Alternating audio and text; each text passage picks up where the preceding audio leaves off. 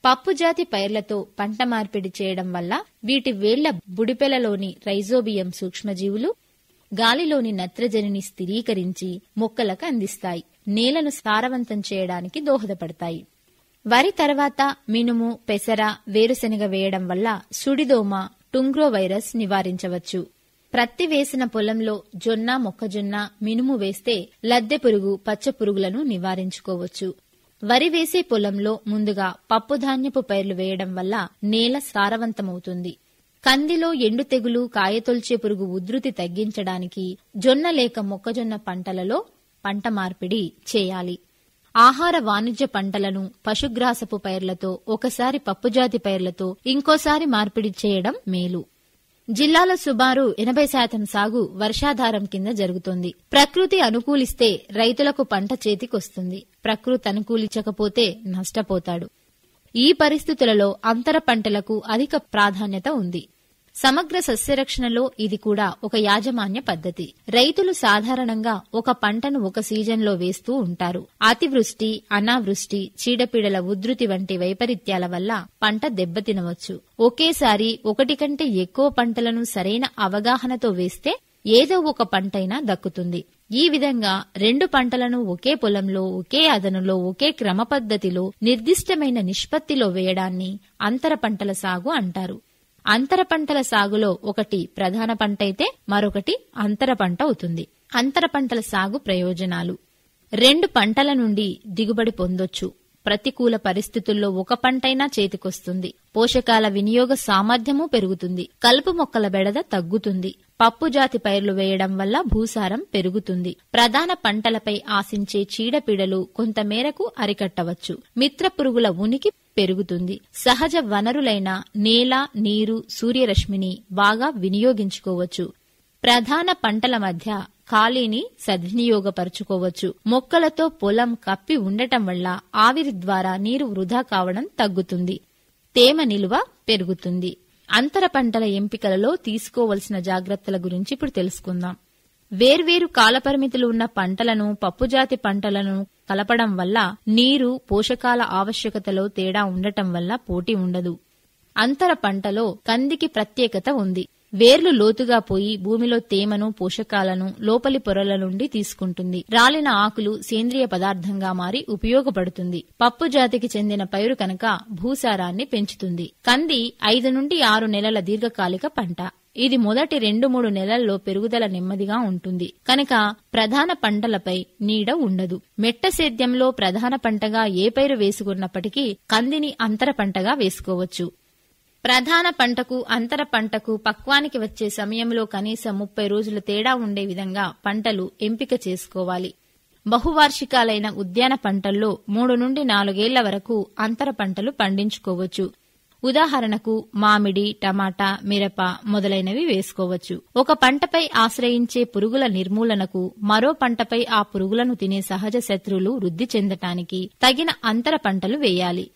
సరైన పంట మార్పిడి, అంతర పంటలు వేసుకుని పలు ప్రయోజనాలు పొందవచ్చు. గాలి, సూర్యరశ్మి, తేమ వంటి సహజ వనరులకు పోటీ ఉండదు. కలుపు మొక్కలను నియంత్రించుకోవచ్చు. ప్రతికూల పరిస్థితులను ఎదుర్కోవచ్చు. చీడపీడల ఉధృతి తగ్గించుకోవచ్చు. కాబట్టి రైతు సోదరులు పంట మార్పిడి, అంతర పంటల పద్ధతి పాటించి నమ్మకమైన దిగుబడి, అధిక ఆదాయం పొంది ఆర్థిక పరంగా నిలదొక్కుకోవచ్చు. ఇంతవరకు మీరు పంట మార్పిడి, అంతర పంటల సాగు గురించి సూచనలు విన్నారు.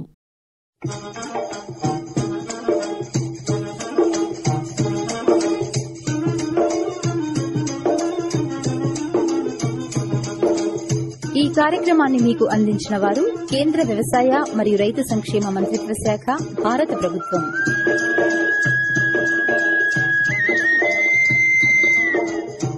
కిసాన్ వాణి వ్యవసాయదారుల కార్యక్రమం ఇంతటితో సమాప్తం.